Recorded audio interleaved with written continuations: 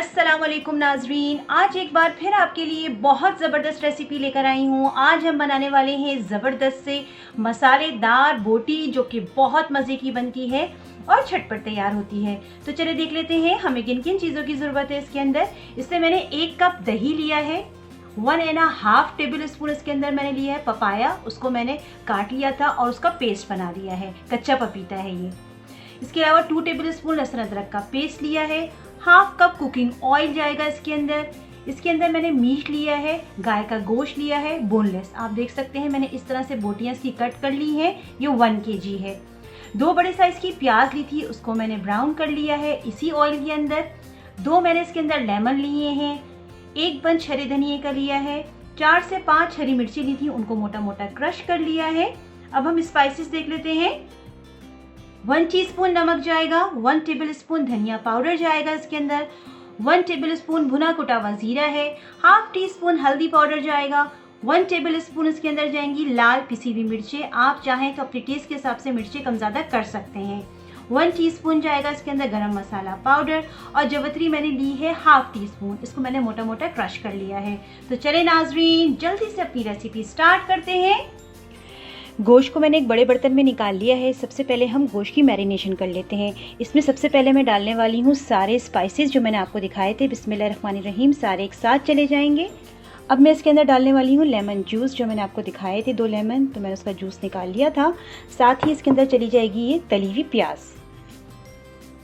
अब मैं इसके अंदर डाल रही हूँ कच्चा पपीता, तो ये इसके अंदर डाल देंगे। ये हम इसलिए डालते हैं कि गोश्त में अच्छी सी गलावट हो जाए।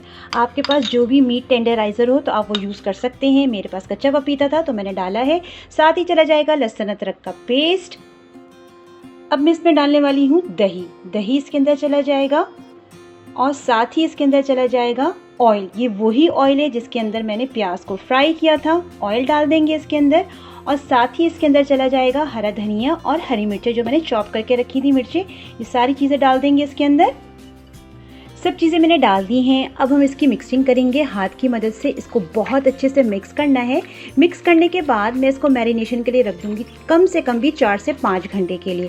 अगर आपके पास टाइम है तो आप इसको ओवरनाइट भी रख सकते हैं, उससे बहुत अच्छा रिजल्ट आता है। अब हम इसको अच्छे से मिक्स कर लेंगे।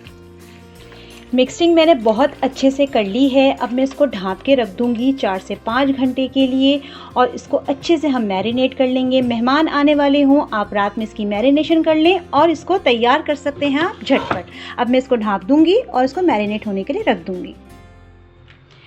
गोश्त हमारा मैरिनेट हो गया है, अच्छे से इसकी मैरिनेशन हो गई है। अब मैं क्या करूँगी, इसको मैंने चूल्हे पे रख दिया है, फ्लेम मैंने अपना ऑन कर दिया है।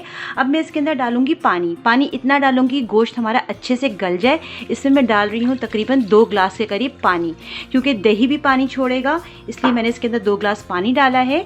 अब मैं इसको अच्छे से ऊपर नीचे मिक्स करूँगी। जब इसके अंदर बॉइलिंग पॉइंट आ जाएगा तो फिर इसके ऊपर मैं ढकना ढाँप दूँगी।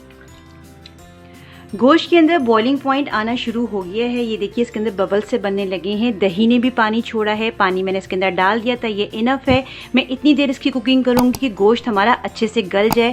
गोश्त हमारा बोनलेस है और बोटियाँ भी देखिए छोटी छोटी हैं, तो इंशाल्लाह ये 40 to 50 मिनट्स में बिल्कुल रेडी हो जाएगा। अब मैं इसको ढाँप दूँगी और ढाँप की मीडियम टू लो फ्लेम के ऊपर इसकी कुकिंग करूँगी और साथ साथ दरमियान में चेक भी करती रहूँगी।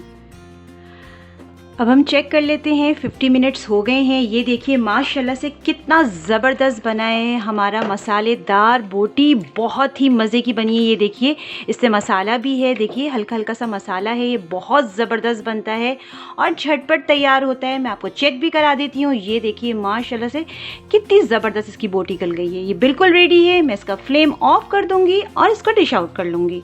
ज़बरदस्ती गर्मा गर्म मसालेदार बोटियाँ हमारी बिल्कुल रेडी हैं। ये माशाल्लाह से बहुत ज़बरदस्त बनी हैं, बहुत खुशबूदार, बहुत जायकेदार। आप इसको ज़रूर ट्राई कीजिए। नान के साथ खाइए, चपाती के साथ खाइए, ये बहुत मज़े की लगती हैं और सबसे बड़ी बात ये झटपट तैयार होती हैं। इसको ट्राई कीजिए। ट्राई करने के बाद मुझे कमेंट करके ज़रूर बताइए कि आपकी ये रेसिपी कैसी बनी है। जितना भी हो सके मेरी वीडियो को शेयर कीजिए, लाइक कीजिए और मेरे चैनल को सब्सक्राइब करना बिल्कुल नहीं भूलिए। Thank you so much. अल्लाह हाफिज़।